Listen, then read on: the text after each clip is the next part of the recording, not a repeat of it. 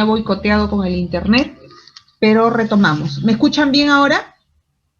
Sí, doctora, ahora sí se le escucha bien. Ya, ha sido toda una mudanza, me he tenido que cambiar de ambiente porque no sé qué ha pasado con el internet de esa zona de mi casa.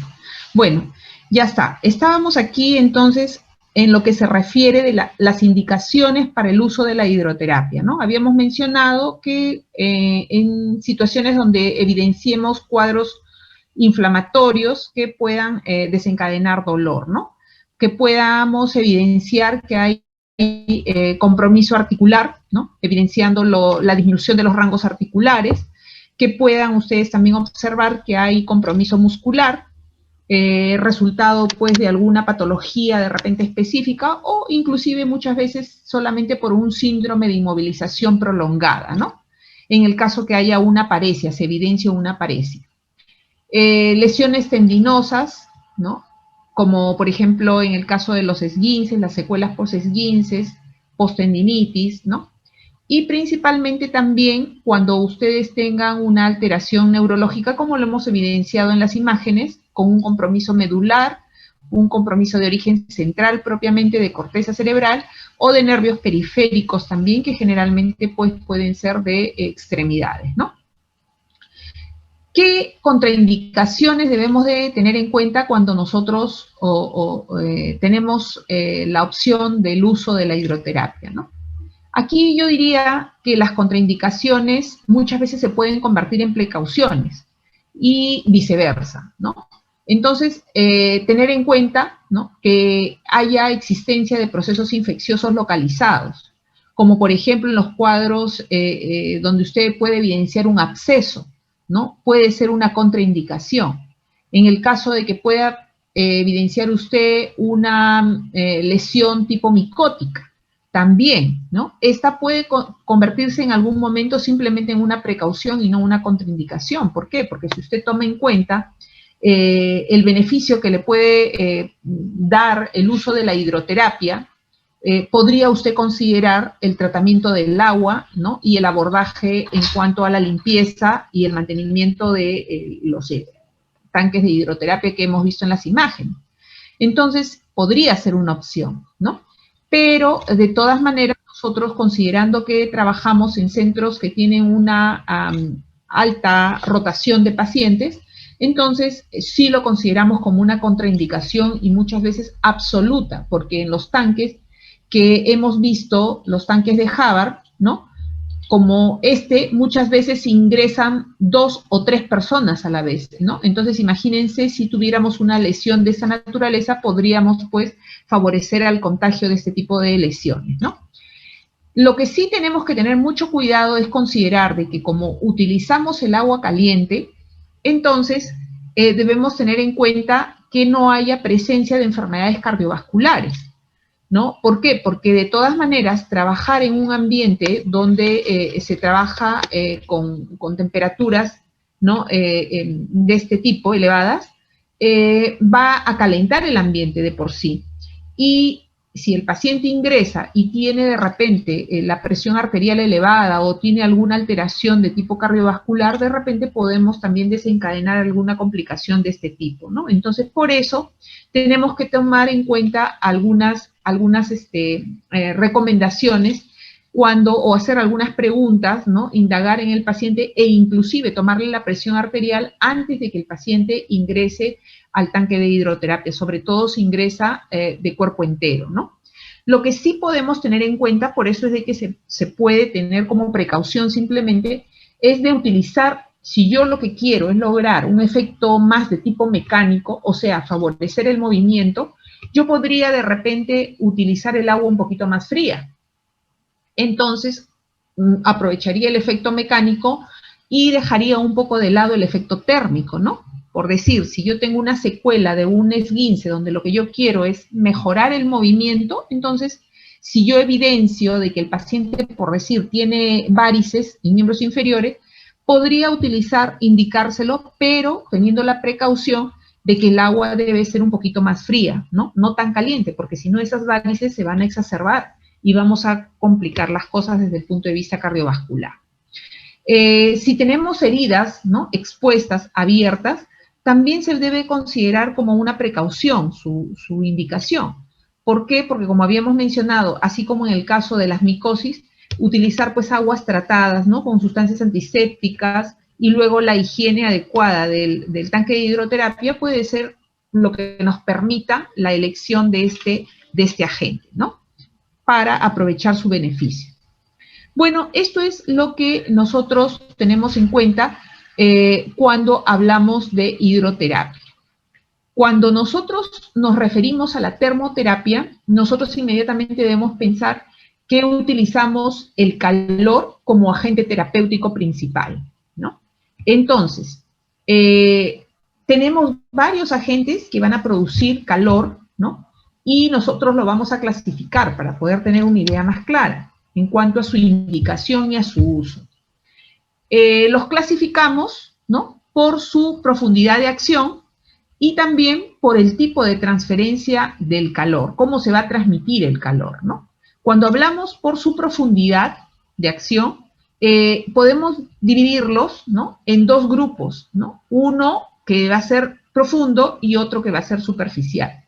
Nos referimos al profundo cuando la penetración de este calor va a llegar hasta periósteo, hasta el hueso, ¿no? Y decimos que puede tener una profundidad entre 3 y 5 centímetros, ¿no? Como por ejemplo en los equipos de diatermia de onda corta, del microondas y ultrasonido. Cuando hablamos de calor superficial nos estamos refiriendo al calor que se va a transmitir hasta por debajo de 1 centímetro de la piel muchas veces, ¿no? No va a llegar hasta planos óseos, por ejemplo, y generalmente lo vamos a emplear para preparar, ¿no? La estructura para poder utilizar otro agente de acción más profunda de repente, ¿no? Entonces aquí estas formas de calor superficial también se van a dividir en calor seco y calor húmedo. El calor seco está dado por las lámparas de infrarrojo que muchas veces nosotros tenemos inclusive en la casa, ¿no? Una lámpara de infrarrojo. Y el calor húmedo va a estar constituido, va a estar representado por las compresas húmedas calientes y por la parafina, ¿no? Que es superficial, es una forma de calor superficial seco y húmedo, ¿no? No van a penetrar más allá de 1 centímetro por debajo de la piel, ¿no? Y generalmente, como he mencionado, se utilizan como un preámbulo para el uso de otro agente físico de mayor profundidad, ¿ok? Cuando hablamos de la clasificación por tipo de transferencia del calor, aquí sí tenemos que recordar estos principios de física, ¿no? Estos principios de física que nos van a aclarar un poco el panorama. Y habíamos mencionado, por ejemplo, ¿no? Que la hidroterapia transmitía el calor bajo la modalidad del principio físico de convección. ¿Qué significa? Que el agua caliente, a través del movimiento, ¿no? Y en contacto con la superficie que está sumergida dentro del agua, iba a transmitir el calor de una superficie a otra. Esa forma de transferir el calor es por un principio de convección. Cuando nosotros hablamos del uso de una compresa húmeda caliente, que habíamos dicho que era un calor húmedo superficial, ¿no? Significa que vamos a transferir el calor a través de un intercambio de temperaturas directa, de un contacto directo de la superficie estático fijo de una estructura caliente a otra para transmitirle el calor, para transferir el calor, ¿no? Entonces, aquí tenemos las compresas húmedas calientes y la parafina, que es una excelente alternativa también para nosotros. Luego tenemos el calor que va a ser evidenciado por el principio físico de conversión, que significa que la energía se va a convertir en calor, ¿no? Es una transducción energética. Y dentro de ellos tenemos estos equipos que se han desarrollado con las subtecnologías, la diatermia de onda corta, el microondas, y yo diría, bueno, que estos un poco como que han quedado en desuso, siendo uno de los más utilizados y para mí uno de los mejores con los que contamos hasta la actualidad, a pesar de los muchos otros que han aparecido en estos tiempos, es el ultrasonido. que lo vamos a ir detallando más adelante. También tenemos el calor que puede ser transmitido por el principio físico de radiación, y esto te lo va a dar pues el uso de los infrarrojos, de los rayos ultravioleta, ¿no? Que son efectos fototérmicos, ¿no? Es un calor que se va a percibir por un efecto fototérmico. ¿Qué efectos fisiológicos produce el calor, el uso del calor, ¿no? Básicamente, tiene un efecto antiinflamatorio que te va a condicionar pues analgesia, ¿no? El calor, como ustedes recordarán, ¿no? Va a producir vasodilatación, y esto va a incrementar el flujo sanguíneo de la zona sobre la cual se esté aplicando.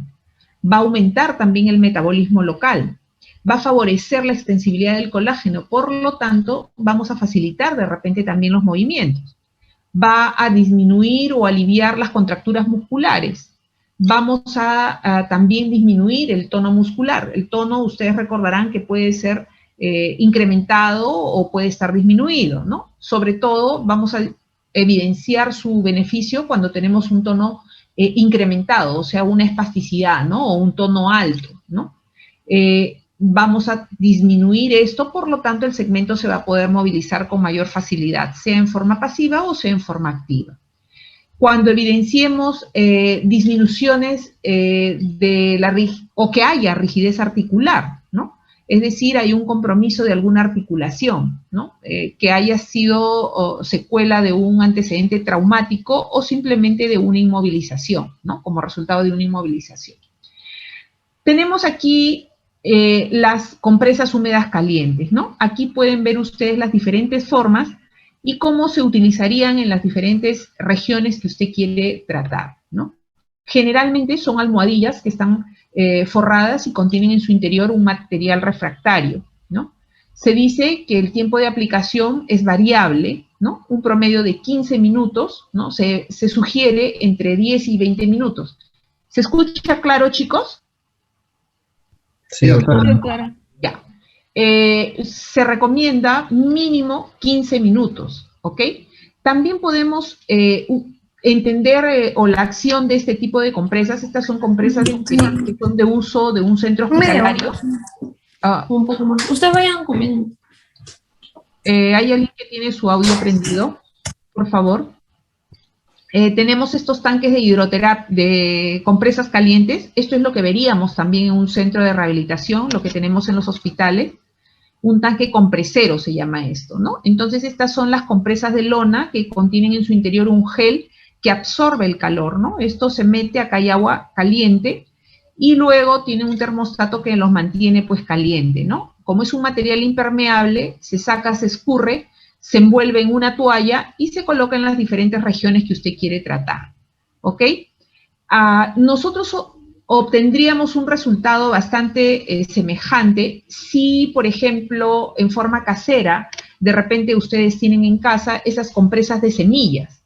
Tienen las mismas formas, ¿no? El principio es el mismo, es un intercambio de temperatura por el principio de conducción, ¿no? Contacto directo con la superficie a la cual se está aplicando. Cuando, por ejemplo, ustedes colocan una bolsa de jeve para agua caliente, ¿no? Se está cumpliendo la misma función, ¿no? O sea, pueden ser alternativas utilizadas en forma casera o en forma doméstica. Esto es lo que nosotros, lo que estamos viendo aquí, es lo que nosotros, con lo que contamos en los centros de rehabilitación, ¿no? En los centros hospitalarios. Entonces, aquí vemos que las indicaciones del uso de las compresas calientes dirigidas pues básicamente a lograr analgesia, ¿no? A facilitar la relajación muscular, o sea, favorecer el movimiento. Por lo tanto, como les mencionaba, ¿no? Esta es una forma de calor superficial, ¿no? Se utiliza como una medida previa para facilitar el ejercicio, para realizar un masaje, para realizar un estiramiento o un movimiento específico con la ayuda de algún otro instrumento de tipo mecánico, ¿no? ¿Qué contraindicaciones? obviamente, si yo voy a poner una compresa caliente sobre alguna zona de mi piel, ¿no? O alguna zona de mi cuerpo, debo tener en cuenta de que no hay alteración de la sensibilidad, porque muchas veces estas compresas están demasiado calientes y si yo tengo un compromiso de la sensibilidad, puedo quemar al paciente. Tengo que tener en cuenta de que no haya alteraciones de piel, ¿no? Por ejemplo, si hay lesiones de dermatitis, ¿no? Lesiones que estén de piel, que evidencie que hay un proceso inflamatorio sobre esa zona. Heridas abiertas muchas veces, ¿no? Procesos infecciosos localizados, donde yo evidencie pues una herida expuesta, un proceso infeccioso localizado propiamente, un absceso muy severo, ¿no? O zonas donde yo evidencie también que hay compromiso vascular, como insuficiencia vascular periférica, zona de varices, por ejemplo, en las pantorrillas, en las rodillas, qué sé yo, ¿no? Tenemos que tener en cuenta restringir su uso o tener mucho cuidado también en su indicación. Cuando hablamos de parafina, vean ustedes, la parafina viene en una presentación sólida y en un determinado punto de ebullición se convierte en líquido, ¿no? Y este es un tanque de parafina, vean ustedes, ¿no? También tiene un termostato que hace que ésta se derrita y de lo que viene en la presentación sólida se convierte en líquida y quede apta para la aplicación. Aquí, como pueden ver ustedes, ¿no? Tenemos una indicación de su uso en mano, ¿no? Mano y muñeca. Vean ustedes aquí, las técnicas de aplicación pueden ser de dos formas, por inmersión o por embrochado, ¿no? Aquí se está utilizando la técnica del embrochado, ¿no? La parafina se saca con el pincel y se pinta la zona que usted quiere tratar, en este caso la mano. Miren ustedes cómo esta parafina al enfriarse, porque está en contacto con la temperatura ambiental, se convierte en sólido y se genera este guante, ¿no? Este guante debe ser pues abrigado, ¿no? Con una toallita y luego con una bolsa plástica para mantener la temperatura ahí por un tiempo prudente, que se recomienda también aproximadamente unos 15 minutos mínimamente, ¿no? De 15 a 20 minutos. Luego, cuando se enfría, ya está totalmente sólida y se retira la parafina de esta forma como se está haciendo en esta imagen, ¿no? Esta es una cera distinta a las ceras de depilación, por ejemplo, ¿no? Esta es una parafina que se ha tratado con vaselina, ¿no? Es muy suave, entonces no te va a causar dolor.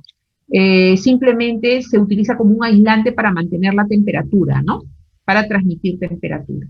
Como les había mencionado, las técnicas pueden ser por inmersión, por embrochado, por un tiempo aproximado de 15 a 20 minutos. Hay que considerar las temperaturas ambientales, ¿no? Si estamos en temporadas de frío, de invierno, ¿no?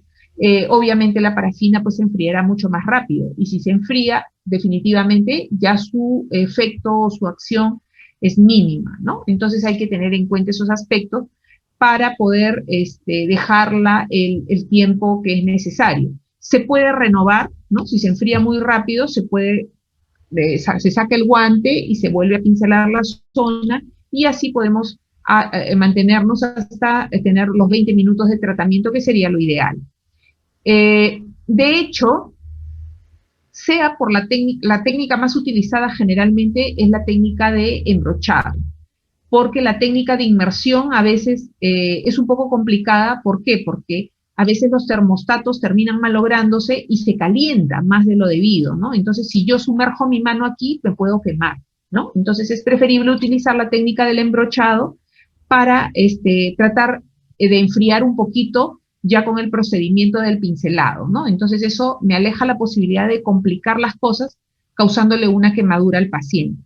Además, también esta opción generalmente se ofrece a zonas que sean pequeñas, porque imagínense ustedes, si yo tengo una lumbalgia, ¿no? Y pretendo pintar toda la zona de la región lumbar o toda la zona de la región dorsal, si es que fuese una dorsalgia, entonces voy a complicar las cosas, ¿no? Porque voy a enfriar muy rápidamente la parafina y no va a producir el efecto que yo deseo lograr con esto, ¿no? Entonces es importante tener en cuenta esta situación para saber indicar, ¿no? A qué zonas podrían ser las más adecuadas. Se utiliza generalmente para codos, para manos, ¿no? Dedos, de repente tobillo, de repente rodilla, más no para zonas muy extensas como puede ser de repente un hombro, o la región dorsal, la región lumbar, ¿no? No lo solemos utilizar porque enfría muy rápidamente, ¿no? Tenemos que tener en cuenta también las contraindicaciones, ¿no? De hecho, ¿no? Como esto es, requerimos pues de la sensibilidad que pueda referir el paciente, si es que le está quemando mucho o no siente mucho calor, ¿no? Entonces, hay que tener en cuenta cuando hay alteraciones de sensibilidad. Hay que tener en cuenta también situaciones donde puedan evidenciarse lesiones dermatológicas, ¿no? O enfermedades dermatológicas, una dermatitis, una dermatomicosis, porque puede causar mayor inflamación en esta zona. En la presencia de zonas cicatriciales, ¿no? ¿Por qué? Porque la piel a veces puede ser un poquito más sensible en estas zonas, ¿no? O puede ser un poquito más delgada la piel y puede causar quemaduras. Trastornos infecciosos localizados también tenemos que tener en cuenta, ¿no? En zonas donde hayan alteraciones de la parte vascular y, como ya lo habíamos mencionado, donde haya déficit de sensibilidad, sea anestesia o hipoestesia o alteraciones de la sensibilidad, ¿no? De la sensibilidad. Tenemos que tener mucho cuidado. La crioterapia. Cuando hablamos de crioterapia, estamos hablando pues del uso del hielo o del frío como agente terapéutico principal, ¿no? Generalmente, antiguamente se utilizaba pues el hielo como una alternativa para aquellos procesos traumáticos o generalmente de origen traumatológico, ¿no? Un golpe, una caída, una fractura, donde se evidencie pues signos inflamatorios, signos de mucho dolor.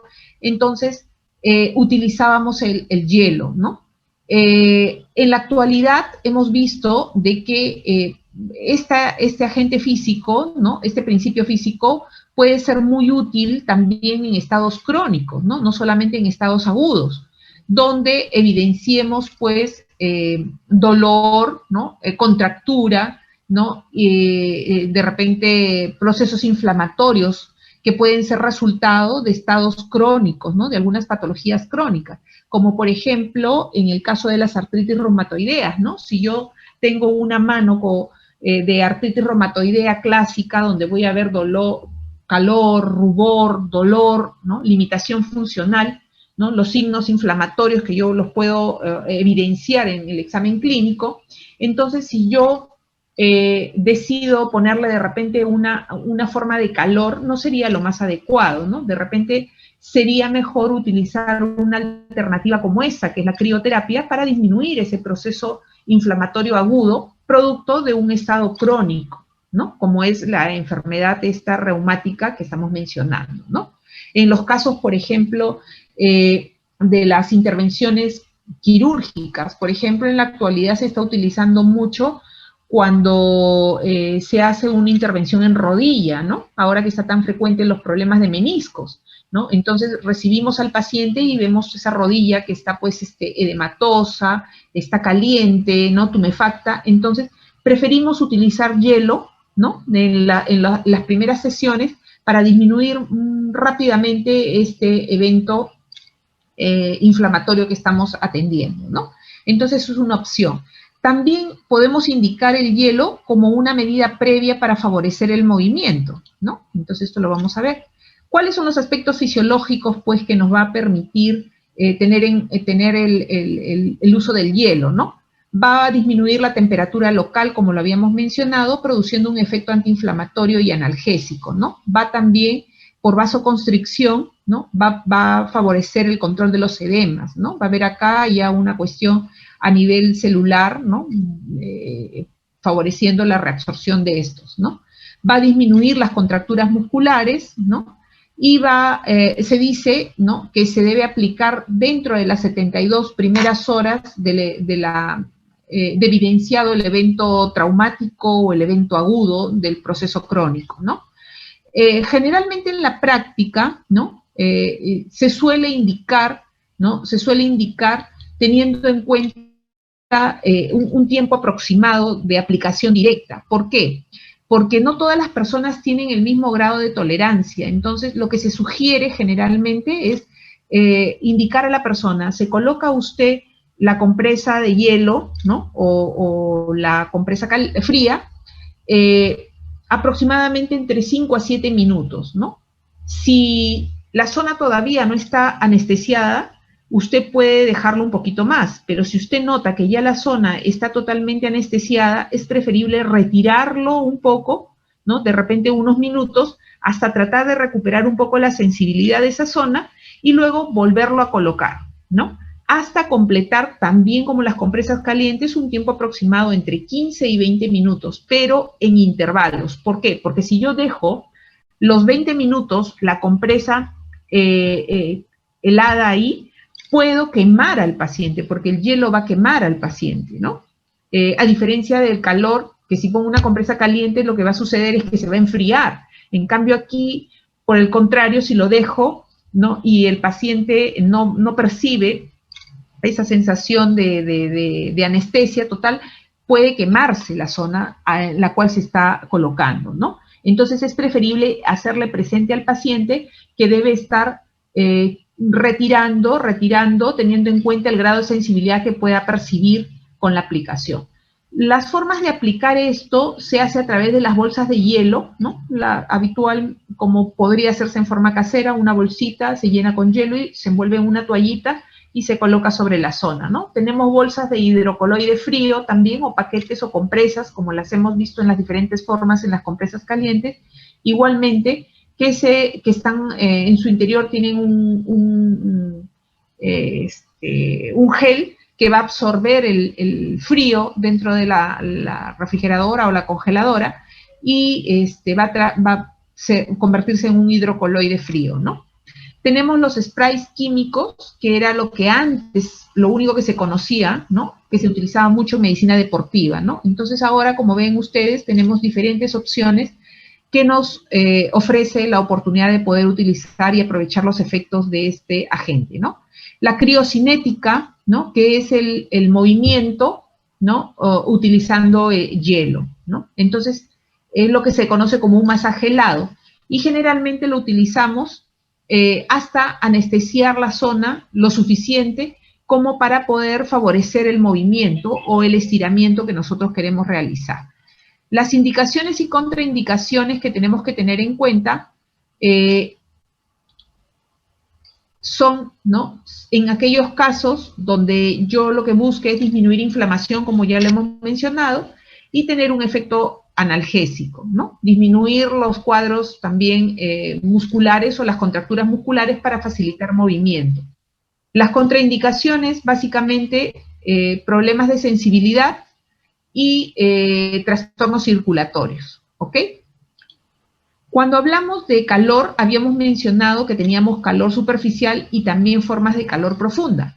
Cuando hablamos de formas de calor profunda, habíamos mencionado que era aquella forma que podía penetrar hasta el hueso, hasta el periósteo, ¿no? Que generalmente profundidad hasta 5 centímetros de profundidad podía llegar.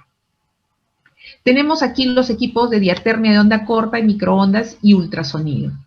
Pero también contamos con agentes electroterapéuticos, ¿no? Donde lo que utilizan principalmente es la corriente eléctrica como agente principal, ¿no? Como les mencioné en un inicio, no es una clase de física, pero sí recordar un poquito que las corrientes eléctricas pues tienen diferentes características en sus ondas, ¿no?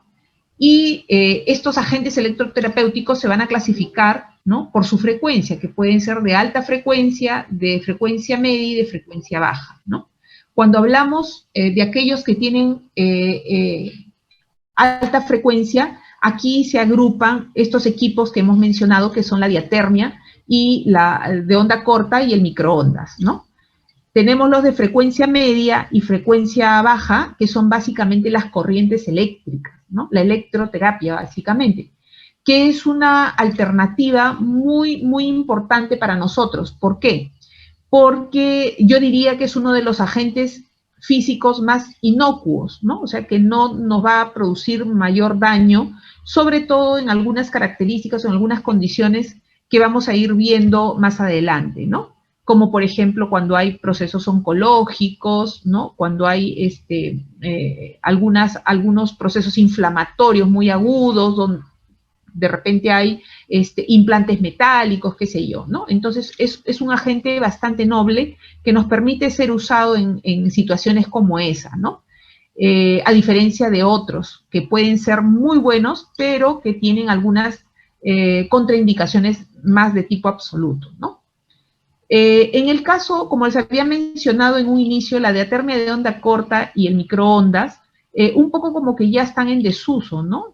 Todavía existen en algunos centros, pero no se utiliza mucho, ¿no? Es calor profundo, como lo habíamos mencionado, ¿no? Y su principio de ambos se basa en la ley de Joule, ¿no? La ley de Joule que dice las corrientes alternas de alta frecuencia y las ondas mecánicas con frecuencias superiores a 20 Hz generan calor profundo en los tejidos al ser su energía absorbida por el organismo y transformado en calor, ¿no?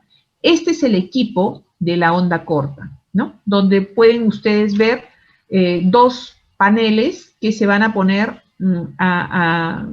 paralelos a la zona que usted quiere tratar, ¿no? Como ve acá, estos son circulares, ese es otro modelo donde son rectangulares, ¿no?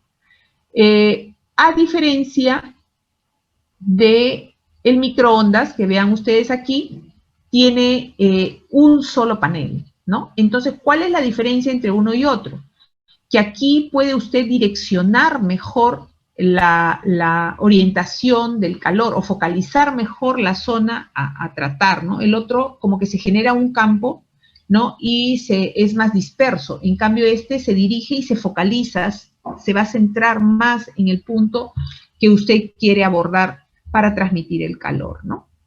En ambos vamos a requerir que el paciente tenga cierto grado de sensibilidad, ¿no? Cierto grado de sensibilidad para poder referir si quema mucho o no en algunos casos, ¿no? Para poder incrementar la intensidad. Las indicaciones, por ejemplo, ¿no? De ambos son para aquellos casos donde quiera usted lograr analgesia, relajación muscular, aumentar el flujo sanguíneo, el metabolismo local de la zona, ¿no? Favorecer las propiedades viscoelásticas de los músculos, ¿no? Por la extensibilidad del colágeno, de todo lo que son estructuras de partes blandas, ¿no? Tendones, ligamentos, fibras capsulares, ¿no? Y dentro de las contraindicaciones tenemos estas de aquí, como ausencia y disminución de la sensibilidad, ¿no? Tumores, embarazo, implante metálico, estados inflamatorios agudos. ¿Ok?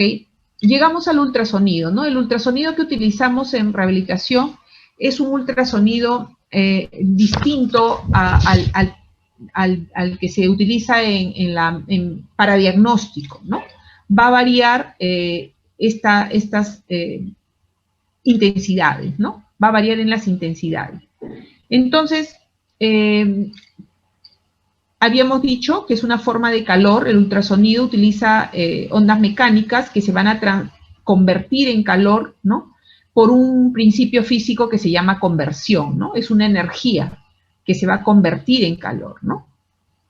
Vemos aquí el ultrasonido puede ser aplicado en forma continua o en forma pulsátil, ¿no? Se utiliza en forma continua cuando generalmente usted está abordando un trastorno crónico, ¿no? Va a generar calor profundo. En cambio, que va a ser percibido, ¿no? En el caso de cuando usamos la modalidad pulsátil, ¿no? Generalmente se va a utilizar en trastornos que son más de tipo agudo, ¿no? Y vamos a utilizar cuando queremos obtener más un efecto de tipo relajante, ¿no?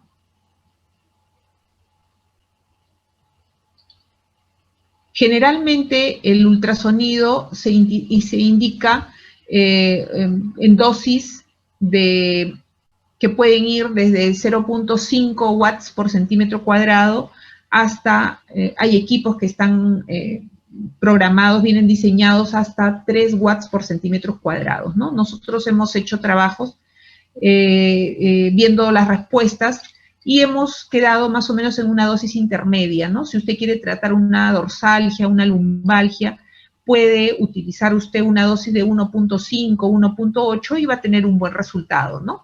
Generalmente se aplica de esta forma, ¿no? Este es el cabezal y se desplaza sobre la zona que usted quiere tratar, ¿no? Es muy útil este agente físico, ¿no? Este agente físico, acá lo estamos viendo que se utiliza en forma simultánea con electroterapia. Estos son electrodos, ¿no? Que se colocan también en la zona que quiere usted tratar. Acá esta forma de utilizar los dos agentes físicos a la vez se llama terapia combinada, ¿no? Terapia combinada, la electroterapia con el ultrasonido a la vez, ¿ok?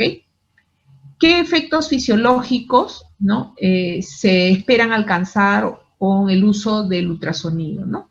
Habíamos dicho que es una forma de calor profunda, entonces tiene un efecto térmico, ¿no? Va a producir vasodilatación, ¿no? Con esto va a favorecer que se va a aumentar el flujo sanguíneo de la zona donde se quiere tratar. También va a tener un beneficio aumentando la extensibilidad del colágeno, ¿no? Y esto va a permitir, pues, que disminuyan el componente articular que puede estar comprometido, el componente muscular que también puede estar comprometido para movilizar algún segmento específico, ¿no?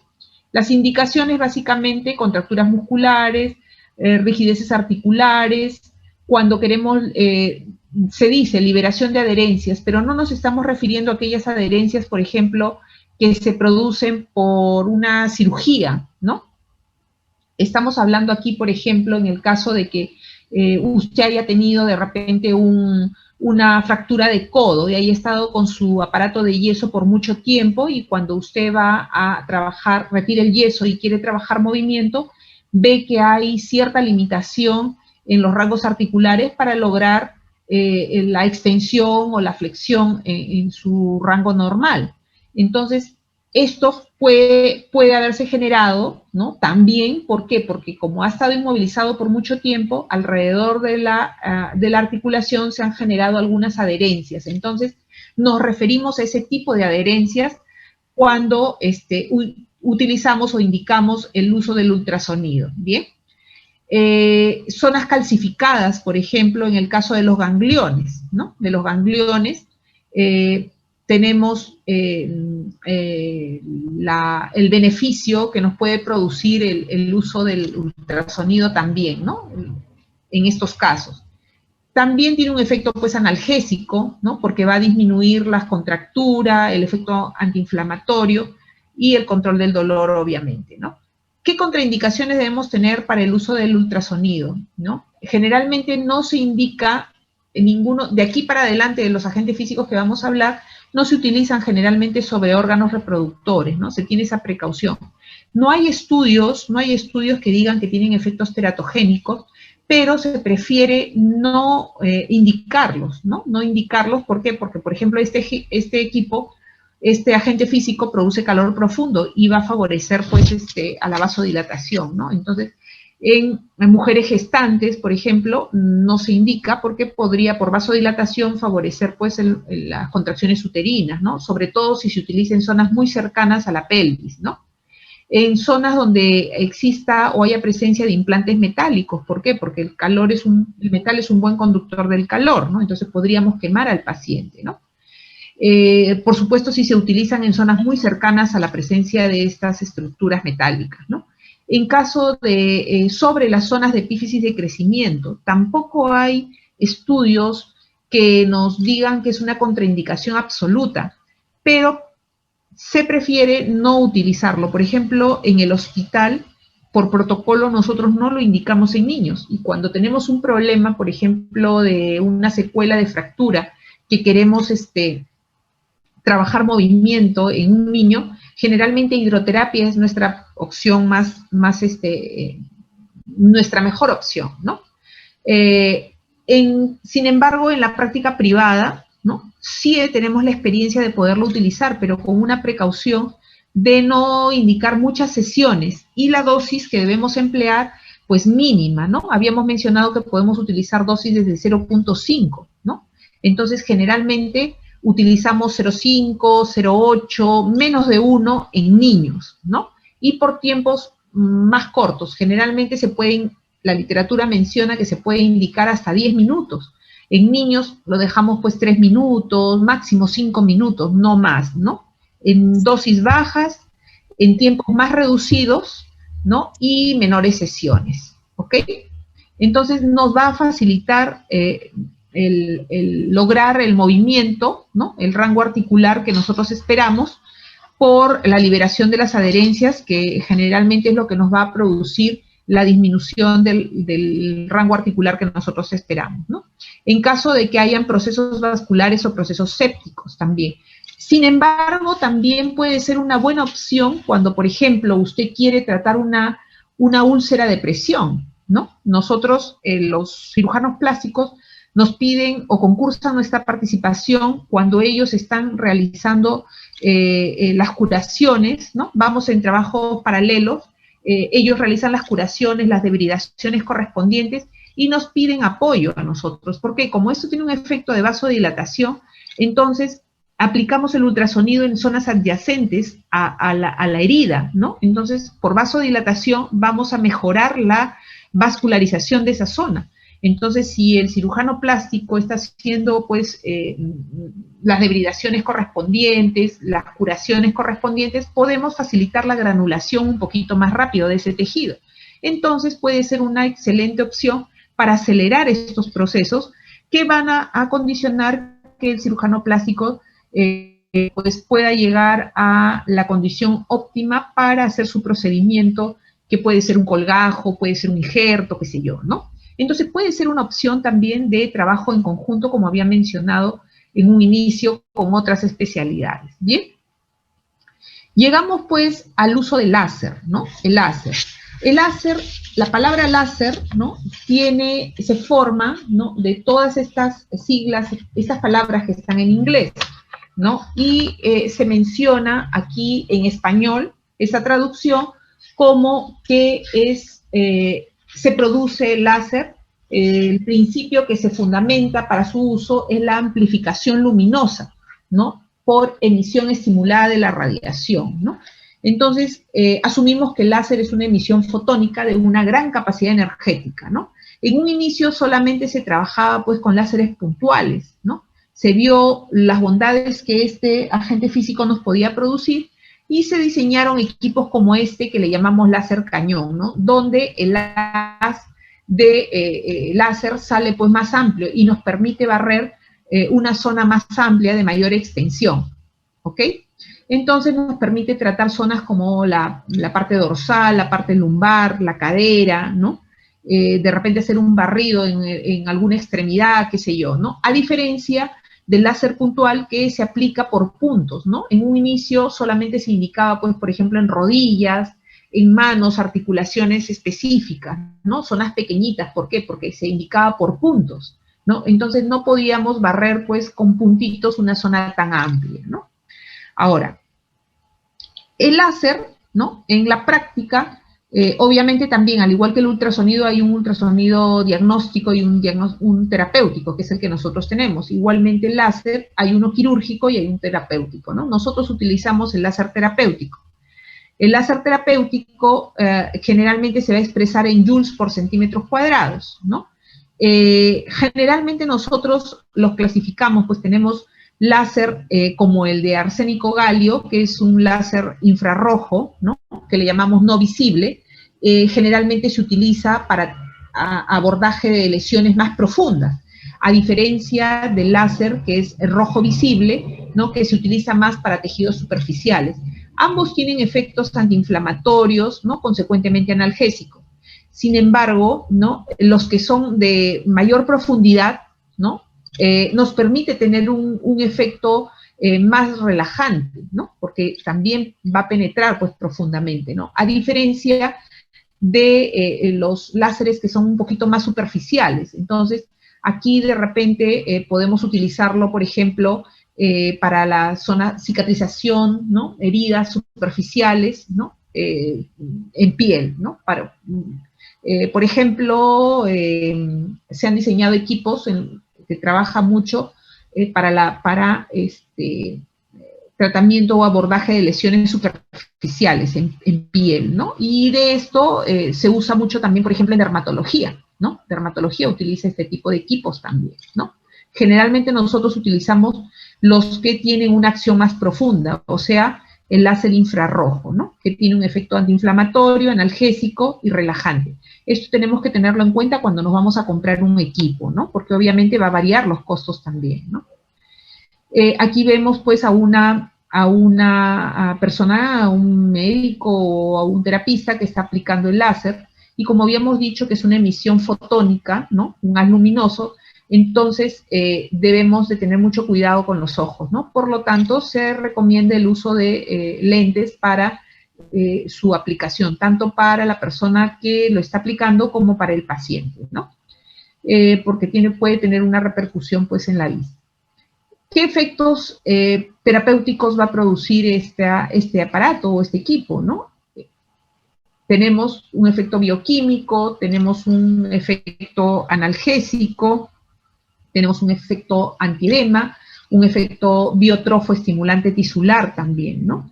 También el láser, por ejemplo, es un coadyuvante también de tratamiento muchas veces para el tratamiento de heridas, ¿no? También coadyuva o podemos utilizarlo en conjunto con el ultrasonido, ¿no? En este caso, ya para poder regenerar tejidos, ¿no? Propiamente. Vamos a indicarlo, pues, en procesos inflamatorios agudos y crónicos, cuando hay un componente también neurálgico, ¿no? Un proceso neurálgico. Tenemos, como había mencionado, cuando tenemos el abordaje de lesiones ulcerosas, ¿no? O heridas, ¿no? Lesiones osteomioarticulares, ¿no? Y problemas degenerativos que también nos estén condicionando problemas de dolor, ¿no?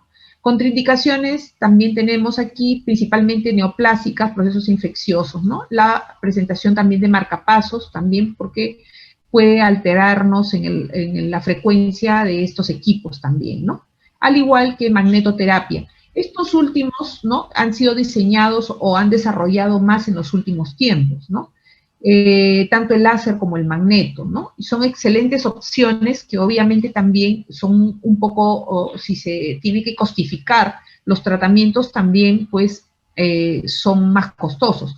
Si ustedes han escuchado la clase y han leído, ustedes me dirán, pues, ¿y dónde está la diferencia? Porque casi todo sirve para lo mismo, ¿no? Entonces la diferencia está, y ese es el entrenamiento, esa es la experiencia que vamos adquiriendo nosotros, ya los especialistas, en discriminar el uso de una u otra alternativa en la indicación de estos equipos, ¿no? ¿Por qué? Porque a pesar de que todos puedan servir para lo mismo, ¿no? Y que yo pueda utilizar, hay alguna condición, ¿no? Que yo tengo que valorar en cada caso, que a mí me va a permitir seleccionar o escoger la mejor opción de tratamiento para ese paciente, ¿no? Es por eso que yo en el seminario les he planteado el tema de lumbalgias. ¿Por qué? Porque como ustedes podrán revisar, ¿no? Las lumbalgias tienen diferentes etiologías, ¿no? Sin embargo, el paciente puede llegar a mí con la misma sintomatología. Si yo le hago una evaluación clínica y observo, pues, la escala visual del dolor, de repente tienen la misma valoración, ¿no? Y la misma ubicación del dolor. Sin embargo, yo voy a tener que valorar las etiologías de repente, porque no va a ser igual tratar una lumbalgia que es el resultado de un defecto mecánico, ¿no? De un defecto, de una alteración postural de repente, ¿no? A una lumbalgia que puede ser secundaria a un proceso oncológico de fondo, ¿no? De repente es una manifestación secundaria a un cáncer de próstata, a un cáncer de útero, qué sé yo. O de repente si es el resultado de una lesión traumática aguda, una caída, ¿no? El paciente se cayó sentado, ¿no? O un sobreesfuerzo. Entonces, estas cosas son las que a mí me van a permitir, ¿no? Discriminar y decir, este agente físico va a ser de mejor respuesta para este caso que este otro agente físico, ¿no? Obviamente también habrá que considerar, pues, la edad del paciente, los factores sobreagregados, ¿no? una serie de aspectos, antecedentes que pueda tener el paciente y que yo los debo valorar, ¿no? La idea de esta clase, para mí, ¿no? En la intención de que ustedes son médicos, van a ser médicos generales próximamente, no es de que ustedes me digan si tenemos una fractura, cuál es el agente físico o el programa de rehabilitación específico que el paciente al cual debe acceder. La idea para mí es de que ustedes sepan razonar, ¿no? Adecuadamente como médicos generales, ¿no? Y puedan tener conocimientos básicos y que cuando ustedes conversen, de repente alguien les pregunte, ¿no? Oye, tengo este problema, esta sintomatología, pero tengo este antecedente y me han recomendado que me aplique este aparato, ¿va o no va? ¿No? ¿Por qué? Porque el que va a indicar el programa de rehabilitación voy a ser yo, el especialista, no ustedes. Pero sí ustedes están en la obligación, como médicos generales, de conocer algunos beneficios, ¿no? Del calor, de la corriente eléctrica, de las ondas de choque de repente, del láser, para que ustedes puedan orientar a sus pacientes. ¿Ok? Entonces, esa es la intención. Y es más, les doy un alcance. Las preguntas del examen que van a estar relacionadas a mi tema, generalmente son casitos clínicos, pero en el enunciado hay algo que a ustedes les va a permitir discriminar, ¿no? ¿Qué aparato o qué indicación de qué agente físico puedo yo, puede ser más efectivo entre uno y otro de las alternativas que puedo colocar? Entonces, la respuesta correcta de mis preguntas sencillamente está en que lean bien, razonen, recuerden algunas cosas muy puntuales de esta clase, ¿no? Nada de física, nada de química, ¿no? Y que tengan un razonamiento lógico, que eso es lo que yo pretendo con esta clase, ¿no? Porque finalmente esta clase es un tema bastante árido si se enfoca desde el punto de vista bioquímico, físico, ¿no? Es un poco fastidioso, ¿no? Y no es la intención, ¿ok? Entonces, por favor, yo quiero que enfoquen estos aspectos utilizando todos los conocimientos previos que ustedes ya tienen, ¿no? A lo largo de toda su carrera. Bien, entonces llegamos a magnetoterapia, ya falta poco, chicos, por favor. Magnetoterapia, donde vamos a tener estos efectos a través del uso de campos magnéticos, ¿no? Los campos magnéticos. Entonces, vemos aquí, por ejemplo, ¿no? Vemos aquí. ¿Me escuchan? Sí, ¿no? Sí, doctora, sí se la escucha. Ok. Vemos aquí sí, alguien levantó la mano. Dígame.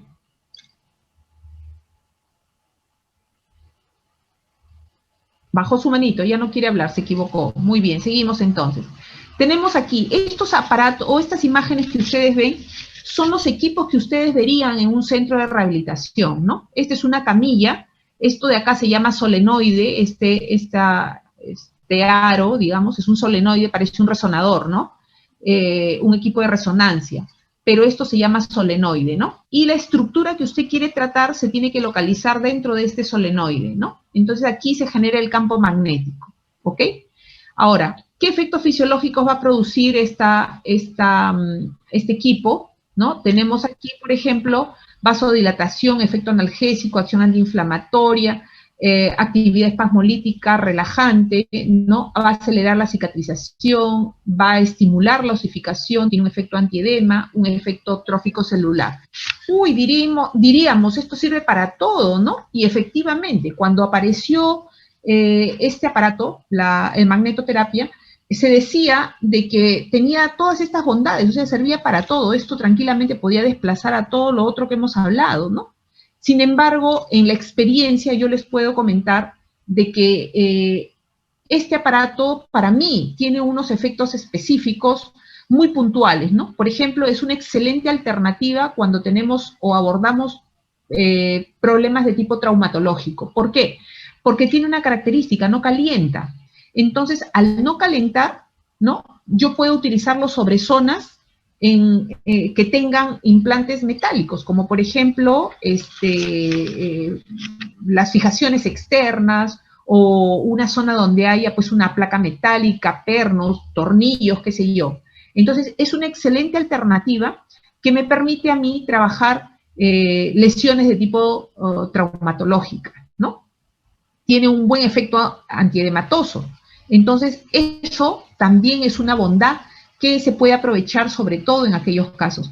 Si ustedes me preguntan, doctor, ¿usted indicaría un magneto solito en el caso de una lumbalgia? Sinceramente, prefiero poner una corriente eléctrica, ¿no? Una corriente eléctrica que va a ser de mejor respuesta para mí en el caso de un cuadro doloroso, en el caso de una lumbalgia, ¿no? Magneto solito, no, pero si yo asocio un magneto, por ejemplo, a un láser o a un ultrasonido, puede ser una buena alternativa, puede ser una muy buena alternativa, ¿no? Entonces, tenemos que evaluar también costos, ¿no? Tenemos que evaluar también antecedentes que pueda tener ese paciente, ¿no? Si ese paciente, por ejemplo, tiene un proceso oncológico, no podré utilizar, pues, ni ultrasonido, ni tampoco láser, ¿no? Entonces me quedará mi única opción una corriente eléctrica, ¿no? La electroterapia, ¿ok? Dentro de las contraindicaciones tenemos absolutas y relativas también, como pueden ver ustedes aquí, y vamos llegando a los ejercicios terapéuticos, ¿no? Los ejercicios terapéuticos que pueden ser, ustedes saben, el movimiento puede ser activo o pasivo, ¿no? Activo cuando el paciente lo realiza en forma voluntaria, o sea, hay un movimiento que el paciente lo va a propiciar, lo va a generar, ¿no? Y un ejercicio pasivo, que es aquel que yo o el terapista le va a ejecutar al paciente. ¿Por qué? Porque hay una plejía o existe una paresia, ¿no? Entonces, yo con un buen criterio, ¿no? Dependiendo del momento en el que me encuentre asistiendo o evaluando a mi paciente, yo indicaré primero de repente un ejercicio pasivo, ¿no? Donde no hay un movimiento voluntario, y luego, en la medida que este paciente avance, indicaré un ejercicio activo. ¿Por qué? Porque este paciente ya recuperó algo de movimiento activo. Ahora, tener en cuenta que los ejercicios activos, ¿no? Pueden ser activos asistidos o pueden ser activos resistidos, ¿no? ¿Cuál será el activo asistido? Aquel en el cual yo puedo mover mi brazo, ¿no? Hasta cierto punto. Entonces viene el terapista o el médico y me ayuda a completar el movimiento, ¿no es cierto? Entonces será un ejercicio activo asistido, ¿ok? Y un ejercicio activo resistido será aquel en el cual yo ya recuperé mi capacidad funcional voluntaria, ¿no? Y lo que yo quiero ahora es potenciar esos grupos musculares. Entonces pondré una resistencia para favorecer el ejercicio o potenciar el segmento muscular y potenciar ya la fuerza de ese segmento, ¿ok? Si estamos hablando de un ejercicio pasivo, y hemos dicho que el pasivo es el que yo le voy a realizar al paciente, el pasivo siempre será pasivo, pues, porque yo no me voy a poder mover nada. Entonces va a haber otra persona que siempre me va a movilizar el segmento, ¿no? A diferencia de este otro caso donde el niño, por ejemplo, aquí levanta la pierna hasta acá, y viene el terapista y le completa el movimiento ayudándole a levantar más la pierna, ¿ok? Pasivo siempre será pasivo. El activo puede ser activo asistido y el activo resistido. Y yo tendré que ir indicándolo en la medida que vea cómo evoluciona ese paciente, ¿ok? Si, por ejemplo, yo tengo un paciente con una lesión medular, ustedes saben que las lesiones medulares te dan un compromiso motor. Por lo tanto, yo voy a tener una plejía. Si yo indico terapia de rehabilitación, ¿no? Una indicación o el abordaje de uno de mis indicaciones va a ser movilizar los segmentos que están pléjicos. Y definitivamente siempre tendrá que ser pues un ejercicio pasivo, lo que voy a indicar ahí, ¿no? Porque esa zona no tiene capacidad de movimiento activo por la lesión medular preexistente, ¿ok? Entonces, llegamos a las tracciones, ¿no? Habíamos dicho que los agentes físicos también pueden ser fuerzas, ¿no? Puede ser una fuerza, es un estímulo externo, en este caso es una fuerza. Nosotros en rehabilitación trabajamos con tracción cervical o trabajamos con tracción pélvica, ¿no? Como pueden verse aquí. Estos son equipos que tenemos en el hospital, ¿no? Tanto en el instituto como en el hospital de policía, ¿no? Esta es una tracción cervical. La tracción que nosotros hacemos es sobre columna, y lo que buscamos es distraer o separar los espacios intervertebrales, ¿no? Entonces, si yo tengo, por ejemplo, una cervicobraquialgia, ¿no?, donde tengo sintomatología radicular, puede ser una excelente opción para mí indicar una tracción, ¿no? Lo que voy a buscar es liberar los espacios intervertebrales y liberar la raíz que tal vez puede estar pinzada. Y de esa forma voy a disminuir la sintomatología radicular. Pero, ojo, habrá que tener en cuenta, pues, el momento en el que llega el paciente, ¿no? Si el paciente llega con un cuadro muy agudo, no lo voy a traccionar, pues, porque voy a causarle más dolor de repente, ¿no? Entonces, primero tendré que bajar un poco el proceso inflamatorio de la zona, y luego, en forma progresiva, iré traccionándolo, ¿no?, indicando la tracción. Bien, entonces, aquí generalmente la tracción se indica a través de la teoría, dice que se puede traccionar con el 10% del peso corporal. Yo pienso y lo pongo en práctica que, sobre todo cuando hablamos de tracción cervical, siempre debemos ser un poco cautos y empezar con un poco menos, ¿no? Entonces yo generalmente indico 5 u 8 kilos, 8% del peso corporal del paciente, ¿no? Y lo indico en forma intermitente, porque puede ser en forma continua o en forma intermitente, ¿no? Forma continua es que te van a jalar y vas a sentirte así como Tupac Amaru, que te quieren sacar la cabeza, ¿no? En cambio, si tú indicas de la forma intermitente, significa que la máquina te va a jalar, te va a soltar, te va a jalar y te va a soltar. De esa forma, el paciente no lo siente tan traumático el procedimiento, ¿no? Lo tolera mejor, porque a veces el paciente puede entrar con un poco de temor y eso puede generarle un poco de ansiedad, de estrés al paciente, y en vez de tratar de mejorar, complicamos las cosas, ¿no? Entonces es importante tener en cuenta también esos criterios. Cuando traccionamos región lumbar, ¿no? La tracción cervical, tenemos equipos donde el paciente puede estar sentado y se tracciona con la fuerza hacia arriba, o colocando esta sujeción mentoniana, ¿no? La tracción está hacia arriba. O en decúbito dorsal, también en esta posición, y se jala, pues, también en forma horizontal a la camilla, ¿no? Un poquito en ángulo, como se ve acá en la imagen, ¿no? Con la fuerza también hacia la región cefálica. Cuando hablamos de tracción lumbar, obviamente el paciente siempre tiene que estar, pues, en decúbito dorsal, ¿no? Se pone una sujeción axilar y se le pone una banda pélvica y se tracciona con la fuerza hacia los pies, ¿no? La idea es traccionar la columna dorsolumbar, ¿no? Esa es la intención.